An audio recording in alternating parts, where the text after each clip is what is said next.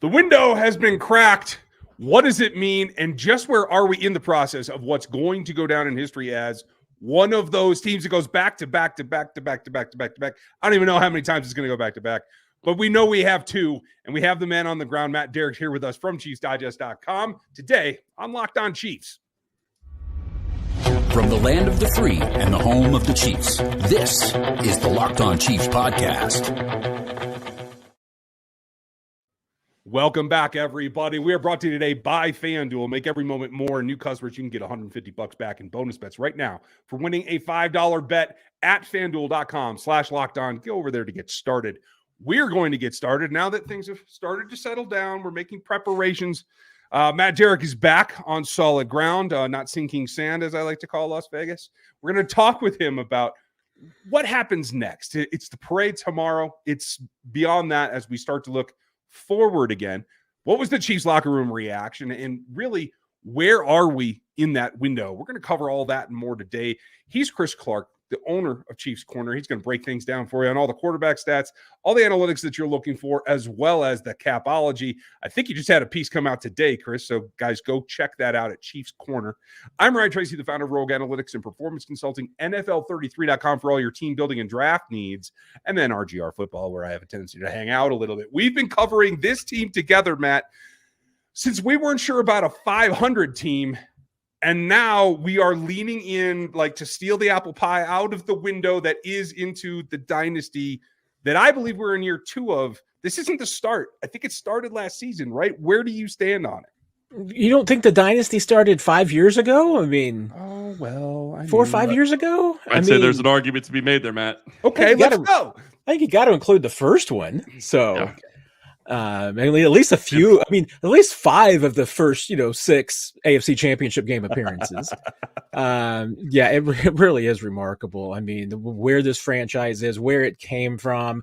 I mean, remember, I guess, 10 years and a few months ago, we were talking about, and you would have been talking about it if we both existed at that time. I don't think Locked On was around in for the 2013 draft, right? I wasn't on the beat.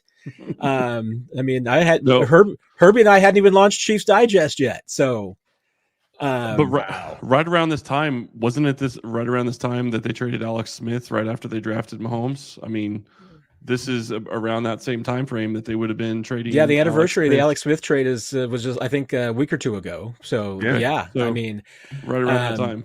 And we were actually recording live as we speak that show, and had to go back and re-record because it all happened because Therese Paylor was reporting it. So a lot of fun there. But I mean, just 10 years and a few months ago, the Chiefs had the number 1 pick in the draft because they were the worst team in the NFL. And now we're 4 or 5 years into a dynasty run. Let's see. I mean, and hey, you're right, Ryan. I mean, maybe it's more fair to say that the dynasty, if it's going to exist, maybe it's still being defined. Mm-hmm. If you need the 3-peat or you need 3 and 4 years or something, depending on what your definition of a dynasty is, then I guess they're still working on it. But you also don't get the sense that this team is done. Because there's a certain reality that I think everybody is coming around on now, which is that it doesn't really matter with this team what happened during the regular season. As long as Patrick Mahomes is standing and healthy, you never know what's going to happen. I'm glad you bring that up. I was actually on Twitter yesterday, and a 49ers fan was talking about not caring about what happens between September and December. And I know he's talking about their team, talking about the 49ers. But how much does that apply to Kansas City? Because you look at what they were able to do, you look at how they play their season, and what they're able to do as a roster and get to the Super Bowl after the season they've had. It's just like September and December, or September through December, are just getting them ready for the playoffs, and that's all that really matters. And you're absolutely right. As long as Mahomes is healthy, I think that's all that's going to really matter. And I would argue the dynasty started when they first won the Super Bowl, because 4 Super Bowls in 5 years is dynastic. And this year, I mean, it's a weird one. I mean, there's no doubt. And I don't know that Andy Reid would put it this way, but I don't think there's any doubt. I mean, that whether it's intentional or not, but I think it is, that he understands and gets what a lot of coaches don't get, which is that you have to be able to have your team playing their best football at the end of the year. It doesn't really do you any good to be playing your best football in September and October and then getting worse or not getting any better. You've got to get better as the season goes on. And that was the mission this year. And that's a story I'm really looking forward to dive into in the off season a little bit, because you never heard run it back from this team this year. That was never on this team's agenda. And Mahomes kind of, addressed it a little bit in some of his post-game comments, talking about how that wasn't the goal this year. Run it back was never the goal. The goal was just to get a little bit better every single week, every single day. And some of that is football cliche, but that was the reality for this team, because run it back didn't work for them last time. They got close, but they didn't get it done. They didn't close the deal. And, and I think Andy Reid would probably say, hey, maybe that team peaked too soon would maybe the concern. Maybe that was it. I mean, obviously there was a lot of extracurricular activities going into that game that you don't need to rehash, but a ton of injuries. That too. I mean, there was a lot that went into it, but Andy Reid gets it that it to a degree doesn't matter what happens between September and January, as long as you get yourself right and as long as you're in the tournament, as Marty Schottenheimer used to say, and you got Patrick Mahomes. That doesn't matter. What matters is making sure that you are healthy, that your guys are fresh, that they're ready for the postseason, the deep run. And that's even more so now that this team continues to do this every single year, because the reality is that it is going to get harder and harder. I mean, when you play a month more of football than some other teams in the league, I mean, it is going to get harder and harder, because you've got to beat that challenge of wearing down and the fatigue and the emotion of it all. It's incredible, the volume that it adds up over the years. We're going to talk about that coming up probably later in the show here. But last thing that I want to cover about the dynastic aspect of this is something I think you might hear every now and then on national radio or from one of the national talking heads, but it's not being spoken about enough. And that is this simple fact: is the window is so wide open. The NFL just missed their mark. This was their chance right now to stop them, given all the plaguing issues on offense, given the fact that you've got this looming thing with Chris Jones and he missed time and all of training camp and all that. Like, that was your shot. You lost it. You blew it. Now you can see how capology moving forward that Chris is going to tell us about. Obviously, we're going to have an offseason. We'll talk about that coming up today, as well as, the next few weeks. That was it. The mark's been missed. I think they can recover and go forward. And that's why this was such a landing point for me, Matt. Do you see anything different or anything that we should be concerned about them bouncing back and actually improving next season? I mean, you could kind of look at it a couple of ways. I mean, to me, and these two Super Bowl wins, because remember, last year was a rebuilding year, supposedly, and the Chiefs won it. And if you're into that, terminology of, believing, hey, what, some years is a team's year, and sometimes in their year, that team doesn't win the Super Bowl. Somebody else wins their Super Bowl, is what they say.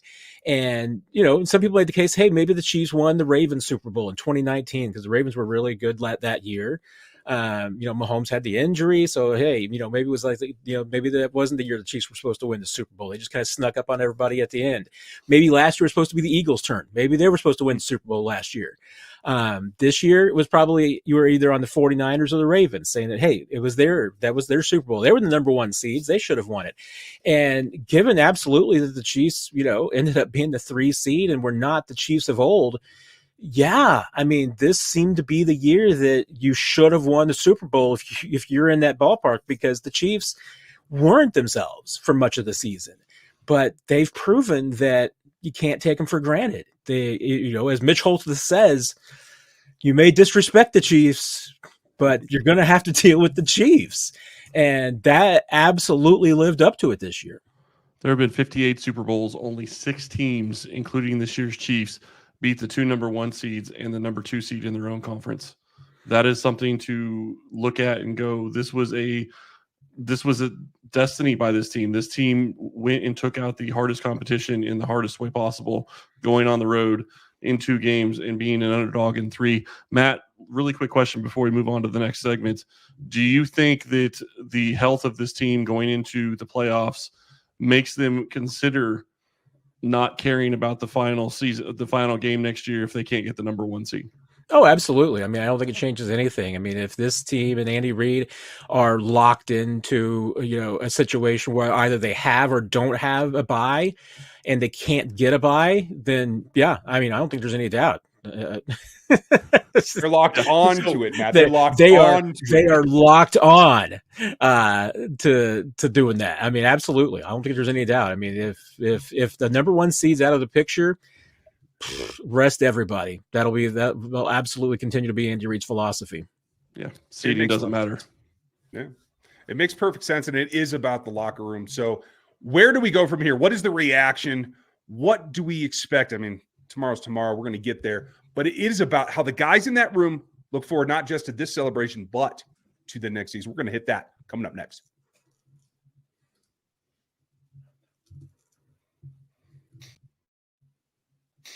Get buckets with your first bet on FanDuel, America's #1 sportsbook. Because right now, new customers, you get $150 in bonus bets with any winning $5 bet right now on FanDuel. That's $150 if your bet wins. Super straightforward and simple. Bet all your favorite NBA players with the teams that you're looking for, whether it's quick bets, same game parlays, exclusive props, and everything else under the sun. Just visit FanDuel.com/lockedon and shoot your shot today. That's FanDuel.com/lockedon. At FanDuel, the official sportsbook partner of the NBA and the NFL. Such a unique year in that it was so difficult to see this road, like you said, mid-season, etc. from the last one. It's about how they react and how they internalize. And the thing that took away from me, Matt, number one, still on the field, still with the confetti flying, multiple members of this team, particularly the roster, but the front office mentioned it as well when we heard from Brett Veach, is that, hey, the reaction to this game is, hey, that's great. We're relieved. We got her done. But guess what? We're looking for 3. It was an immediate turnaround. And that really impressed upon me about not just what the plan was for this season and this postseason, this game, but what the girth of this is in terms of roster building, bringing guys back, wanting to play each other, restructuring your contracts for your buddy, all kinds of things here. Does that ring true for you about where this team seems to be in what should be just a post-game relief is really about a bigger plan? Yeah, I mean, there's no doubt whatsoever, absolutely, that I mean, this team's going to get asked a lot about three-peating, and they can't dodge the question. It's just that, once again, I mean, it goes back to like we were talking about with the run-it-back concept and trying to avoid that and focusing more on just winning one, because you can't build a dynasty in a year. I mean, that can't be the goal. If your goal going into every season is to, continue a dynasty or build a dynasty, anything of this nature, the odds suggest you're going to fail, because it's the same thing as the dumb analogies for trying to hit a 5-run home run. I mean, it doesn't exist. So you can't win 2 Super Bowls in a year. You can only win one at a time. And that's going to be the challenge for Andy Reid is, I think he did a really good job of this year of keeping this team focused on the concept of this year's Super Bowl and not, making it about last year and a repeat and run it back and everything. It's going to be much harder this time around, because the three-peat question is going to come up so often. But, this team, I mean, I think they've got the ability to compartmentalize and put it aside. And that's one of the things that, did last year's offseason affect them in this year's regular season? Maybe. I would expect that this year, because it's going to be, the second time around, there will probably be a little bit less hoopla. I mean, there won't be as much around different parts of the ceremony. I don't know if the parade's going to be as crazy as it was last year. As Patrick Mahomes said, hopefully Jalen Watson gets through it this time. Yeah, not good one. The ring ceremony won't be as much hoopla, everything. There'll probably be a lot more focusing on just getting back to business, earlier and faster than it was last time. But there's still, once you get to the season, it's going to be that challenge of Andy Reid of keeping this team focused on winning and just winning the game in front of them and not looking ahead and thinking to themselves, hey, wouldn't it be cool to have 4 or 5 Super Bowls? Because the last time that they did that and talked about winning 7, they didn't get there. The interesting thing to me, and you said Andy Reid, and I agree with you, Reid's going to be a key component in it. But I'm also looking at Patrick Mahomes, just his mindset, his ability, and the way he talks to the team, the way he just presents things to the team, and the way he presents things to the media as well. I guarantee he learned a lesson from the last time. And he seems like the guy that is going to be in front of them all the time saying, just do what you can to get better this year. Don't think about what this means. Just do what you can to get this better. Our goal is to win the Super Bowl again, but we're going to have to get there by doing this the same way we did last year. We got to do this, then we got to do this, then we got to do this. Win the AFC West, win the AFC, then get to the Super Bowl, win the Super Bowl. I mean, that's the way you have to look at it. You can't look at what it means in the long picture, because at that point, you can cause it to become bigger than it should be. You have to live in the moment. You do. And once again, I mean, that's a thing that we've talked about consistently. And, and I think is really important to kind of get and understand is that, when you're the big dog, like the Chiefs are, and you are getting everybody's best shot every single week, you're not going to be able to match everybody's energy every single week. You can do that for a short period of time and you save that for the playoffs. And the Chiefs certainly did that. I mean, did they match the energy of the the Las Vegas Raiders on Christmas Day? No, the Las Vegas Raiders kicked them in the butt. And that needed to happen. But, that's the thing, is that you can't play 17 games when everybody else is going to be giving you 110%. You can't bring 110% every single week. There's some weeks that you're just going to have to settle for 100. There might be some weeks that you're just going to have to settle for 90. Because your team's worn out and they're beaten down. And this team, I think they got it last time, that you don't have to put a bullseye on your back. You don't have to be talking about running it back and just giving another reason for teams to put you on their list. You're already on their list. They're already gunning for you. There is no reason to give them another reason to come after you. So I think that was the lesson that they certainly have learned in the past. And I think that's a little bit of, why that they do want to try and downplay things now and kind of, just focus on the game in front of them and don't make the season entirely about, the end. I don't want to make an excuse really quick. I don't want to make an excuse, but the thing that I found interesting is if you go back and look at the last part of the season, Kansas City was at a deficit to their opponent in time off going into most of their games in the second half of the season. And that doesn't get taken into account when you start looking at records, but I guarantee you that makes a big difference when you start talking about the effort and the percentages that you're talking about. You can't give 110% when you're getting 65% of the rest of somebody else. So, sorry. 100% true. Yeah, I'm totally with you. I mean, and that recovery is going to be part of this. And I think that the relief comes into, we got it done. Now we can go actually recover and prepare for the next season and the next season. Obviously, before they get to all the relaxation and Caribbean trips and all that kind of stuff that we know we'll see, they got to get through the parade. And sometimes that's a challenge. But that and what comes next, a lot for a young team getting just slightly older. We're going to get to that on the backside of this here on the Locked On Podcast Network. Drive and patience. What brings home the winning trophy is what also keeps your ride or die alive. eBay Motors has everything you need to maintain your vehicle and level it up peak performance. From superchargers, roof racks, exhaust kits, LED lights, and much, much more, whether you're into speed, power, or style, eBay Motors has got you covered. With 122 million parts for your number one ride or die, you'll always find exactly what you're looking for. And with eBay Guaranteed Fit, your part is guaranteed to fit your ride every time or your money back. Because with eBay Motors, you're burning rubber, not cash. With all the parts you ever need at the prices that you want, it's easy to turn your car into the MVP and bring home that win. Keep your ride or die alive at ebaymotors.com. Eligible items only. Exclusions apply. eBay Guaranteed Fit only available to U.S. customers.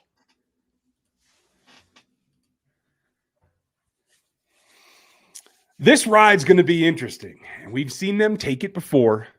But every parade's a little bit different. And like you hinted at earlier, hopefully Jalen Watson can get through this one intact. Lewis Chanel doesn't need to do the pull-ups, I don't think. Let's have everybody stay safe. Yeah, I mean, hey, let's not take any risks. But the thing that stands out to me, and it's only on reflection, there is a serious kind of question mark vibe kind of thing that I'm getting from Jason Kelce right now. And we're awaiting his retirement decision, right? And he gave maybe one of the better like parade speeches ever and it was filled with emotion. We've seen more emotion from Travis this season than maybe any other season since he was throwing flags at referees. So that's how far we've come. And given his explosion against Reed and really putting it all out there and the effort that he's taken, I expect to see maybe a less, hey, let's party kind of speech, and maybe a more emotional one, a la his brother. Matt, we know that he addressed the team pregame. We've heard about a halftime address to the team as well. The guy's overflowing with emotion at this point. Should we expect to see like some kind of breakdown? Is this going to be the highlight of the Chiefs parade here? I don't know about that. I don't know if we're going to get a weepy, teary-eyed Travis Kelce. I mean, I would, but I'm expecting the same fiery, attitude Travis Kelce that we normally get. I think that the one thing that is different with this, and and it came up in the post game, interviews and comments and everything, because someone asked him about his comments last year about how last year was the best year of his life, as far as getting to enjoy Super Bowl week with his family and playing against Jason, and mom being the star of the Super Bowl and everything, and the numbers that he had, and he said last year was the best year of his career and his life, and then this year happened, and he was just asked about now having an even crazier and better year for himself personally and professionally, would be able to win it again, and having obviously all the things that are happening off the field for him. And I think that's just exactly what you're seeing. I mean, Travis, hey, this year was not easy. I mean, it was tough because he had a couple of injuries he had to deal with. No doubt at 34, things are getting harder. He readily acknowledges all of that. But, with the success that he's had, with everything that's off the field that's happening for him, I mean, the dude's happier than he's ever been. I mean, and that's what's coming across to me. So, if you thought you got a happy, celebratory, Travis Kelce in the past, you ain't seen nothing yet.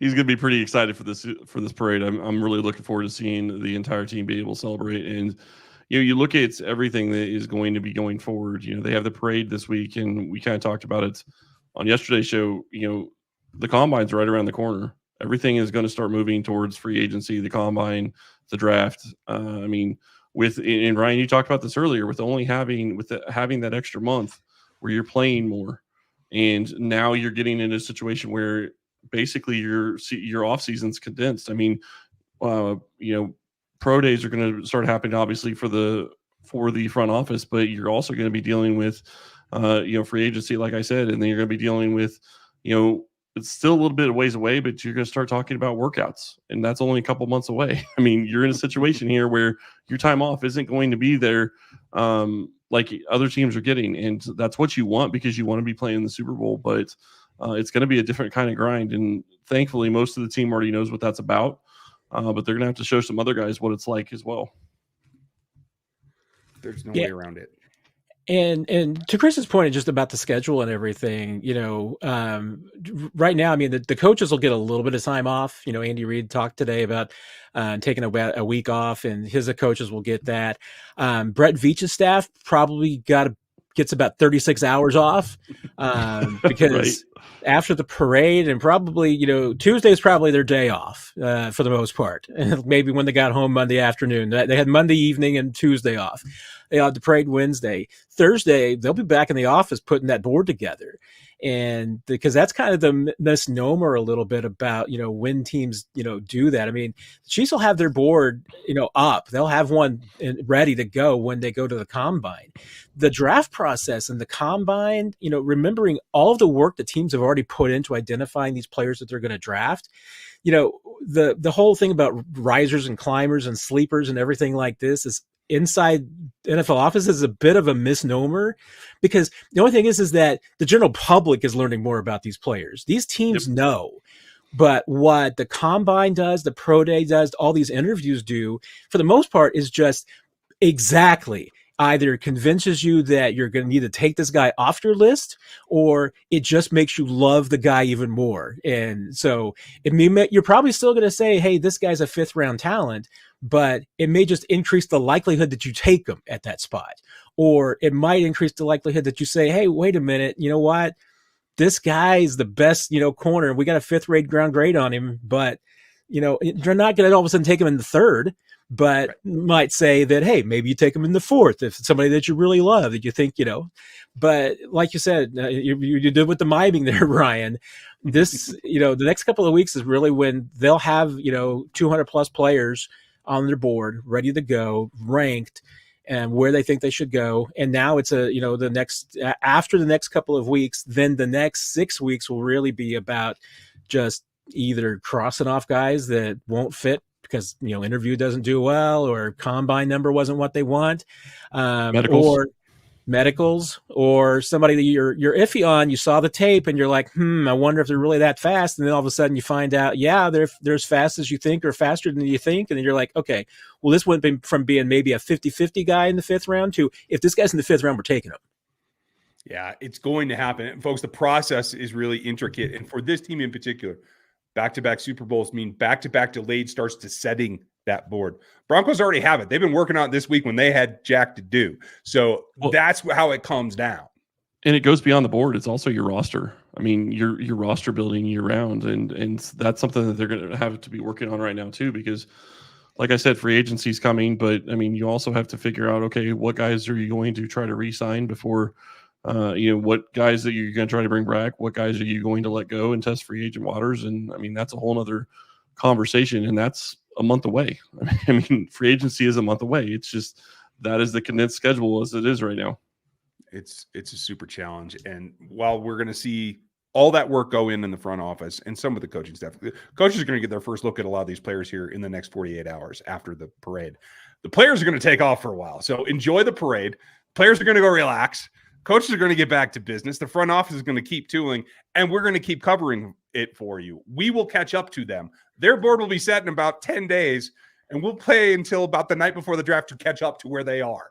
That's the process that we're going to go through. Matt's going to be here for it. Check out everything he's doing over at ChiefsDigest.com. Make sure you're with us every day this offseason, because we're going to be here every day, 5 days a week on every show on this entire network, including the Locked On Sports Today feed, which you guys need to check out. It's 24/7, all of our best shows. You'll see us on there. Obviously, we're going to have a lot of talk about the Chiefs this offseason, but it's going to be a heck of a lot of fun.